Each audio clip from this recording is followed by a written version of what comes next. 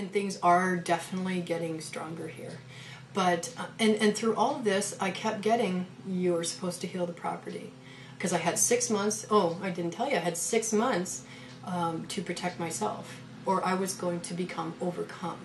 Mentally incapable of functioning, I was told. That's part of why I was overwhelmed, but not told exactly what I'm supposed to do, except for the meditation and the balancing and all that. And at first, I didn't have confidence in myself that I could do this, but apparently I did. I'm still sane.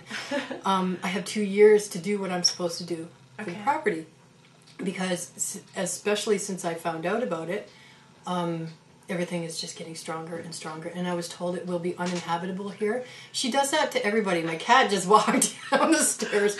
She scares everybody. Jumped out of my chair. And she's a big part of this too. She's actually 16 years old and still acts like a kitten. Oh, wow. Yeah. She doesn't seem to age at all. And she's my little radar. Okay. It's very hard at night. The first thing I do for the first 5-10 minutes is she gets into bed with me and she watches how they're all over me. It's based on what she shows me. It's like as soon as I get into bed, imagine a bunch of children going, "Oh, Mommy's in bed. Let's get on top. Let's get on," and they're all bouncing all over me, and I just kind of, okay, I can't feel them, but all right. So yeah, things have been getting stronger, and I'm supposed to balance and heal the property. I'm told balance and heal the property. How am I supposed to do this? First of all, I come to realize that everything is reflected off my state of mind and my emotions. So if I'm in a positive state of mind, most people are happy here. Okay. If I'm stressed out, it stresses everybody out. If I'm angry, it throws everything off. Mm-hmm. If I'm overworked or scattered, it scatters everything. So most things here are a reflection of me. Mm-hmm. There are 2 groups here. One are the ones that are all for me. They're my little cheerleaders. They're rooting me on to all this. And for everything that I do that's positive, there's the other group that try to sabotage me. Okay. So there's that. But I had no idea what I was supposed to do until January 30th. Okay. Already what had happened was my son had almost been killed. My daughter had been sabotaged years ago, so she's not involved in this whatsoever. Mm-hmm. People who have been working here, their lives become turmoil, so they have to push away from it. So there's a lot of push, shove, a lot of this going on. I still didn't know what I was supposed to do. January 30th was a full moon. Mm-hmm. We sat here at this table, we had a seance. There was me, a friend of mine who's quite intuitive, and 2, I call them mediums. They just say they're intuitive to the other side. They're phenomenal. They did absolutely wonderfully. And because I just had an interest in seances since I was 11 years old, I've been doing seances, I was the one that led it. So we had all this stuff in the middle, and including Japanese chimes, because I heard, or bells, because I heard they will send away any negatives. Okay. So we had all this protective stuff on here, and I made rose petal oil, because I make oils and herbs out of what's on the property, and then I make medicine pouches for people.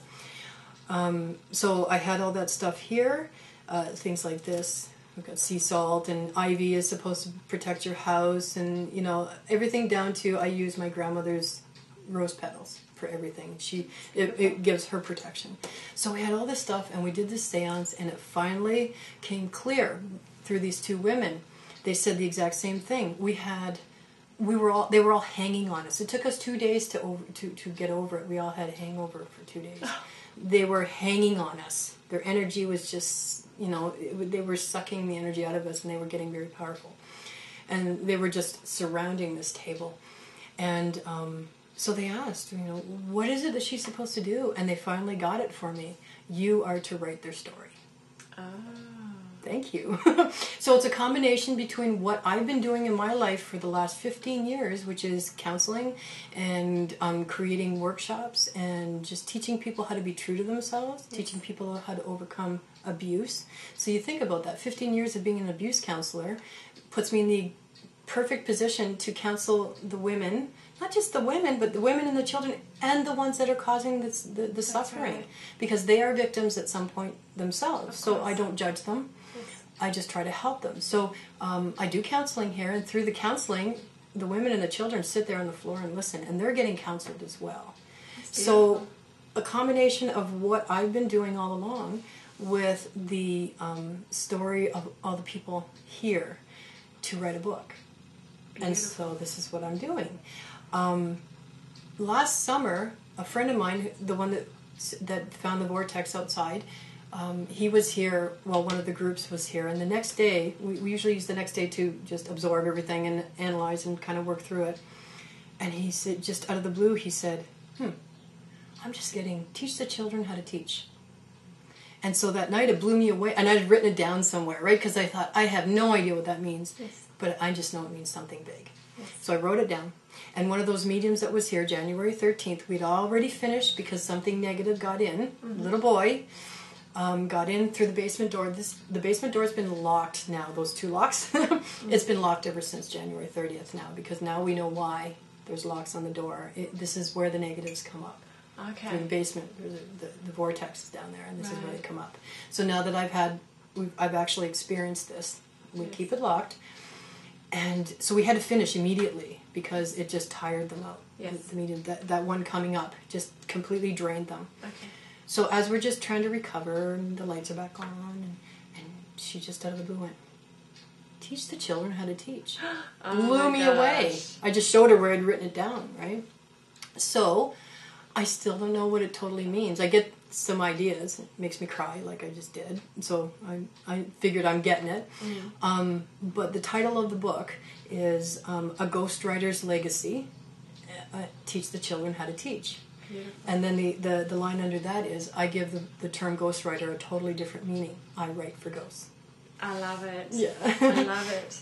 So who do you think would be interested in this book? What's your target audience? Well, as James Van Praagh says in his introduction of one of his recent books, there's never been a time in our world where so many people are interested in the paranormal. Okay. I think it's because, and everybody has a theory about what's going to happen in 2012.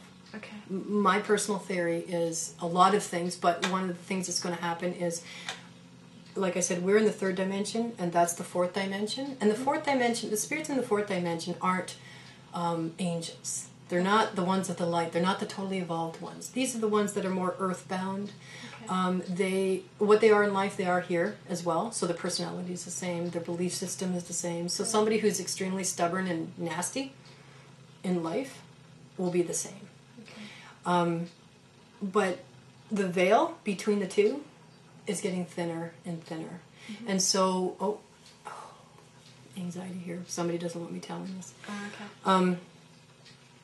So those that are living are starting to feel and sense more. It's not just the specially gifted people that are getting it now. Yes. It's the average person. I mean, I get people who never consider themselves sensitive. They come in this house and they say, something happened in this room.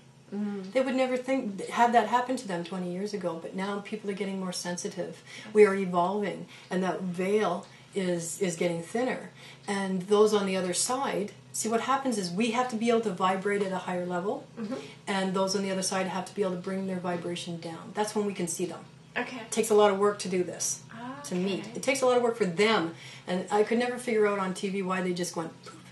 I thought, that's not realistic. But really, it's like if you're in the gym and you're pushing down on weights, you can only do that for so long before you have to let it go. Yes. Right? And that's what they're doing. They're pushing their vibration level down so far, and then they can't do it for very long, and then they just their vibration goes back up again to a point where we can't see them with our eyes. That is the best definition I have ever heard. Well, I can't take credit. I've read it. But except for the weight part, that's me. But this we're evolving. This is why more people are seeing UFOs, because our vibration level is allowing us to see them. Awesome. And why we're seeing other ghosts. So for that reason, more people are starting to buy books on paranormal activity. Yes. More people are watching it on TV that might not have done it before. More people are getting into investigations that didn't before. It's becoming more mainstream. So you're asking who would read it? I would say anybody at this point. Not just those who are studying it. I think it's really... And there's a lot out there now. A lot of books out there now. So what will make your book different than the other publications? Well, what's different about it is that, like I said, there's a lot of books on paranormal, right? But they're very specific. So you've got a lot of books like James Van Praag's books are educational, right? They're nonfiction. They're educational. They tell you. They give you education on what is the experience of a spirit. It teaches you how they communicate, which is so many different ways that they can communicate. It teaches you why they're still here. It just gives you all the education around it. And then you've got books that are either, whether they're true story books or they're fictional books, but they're a story, right? So you've got those, and most of those are scary. And that's the worst thing to do, is to create fear in people about spirits. And then you've got a lot of books out there now, because we are all about self-actualization and healing ourselves and all that. So there's a lot of books out there, like from Dr. Dwyer or Dr. Phil, all that stuff, that are about self-help and self-healing and different things, whether it be psychological or spiritual. But it's about healing ourselves. This book is going to be all three put together. It's a story. It's a nonfiction story. It's a true story. Some details have to be kept out because of certain people's privacy, but also for safety, because there's a lot of secrets that I'm going to uncover. That's why there's a lot of sabotaging going on. There's a lot of secrets that I need to uncover. So in order for me to make this a true story, there's going to be some risk involved. So I have to keep out certain names, and I have to keep out certain locations. So there's the true storyline, where I'm not talking, this is a scary situation. A lot of people say, how can you live there? Like you say, how can you live there? This is a scary place to live for a lot of people. Like I said, it's been 8 years, right? And it feels like it was scary for me. After a year reflecting back, after that March 2nd, I took the year afterwards and reflected back how much I had changed. I was terrified. I couldn't be alone in this house one night. I had to get somebody to stay with me all the time. A year later, I've taken on this mother-like role. Well, there's a lot of children here. This was a schoolyard at one point, so there's a lot of children here. So I've taken on that role of mothering them. But I'm very protective of them all, even the ones that sabotage me, because somebody wanted to come and just get rid of them. No, you can't you have to find out why. Why is he suffering? Why is he angry? So I'm taking on a very protective role in everybody. So in this first type of book, where somebody writes a story, whether it be fictional or non-fictional, they usually present it in a very dramatic, scary way for the dramatic effect. I don't really need to add to that, but I'm presenting it in a way that opens people's eyes to it.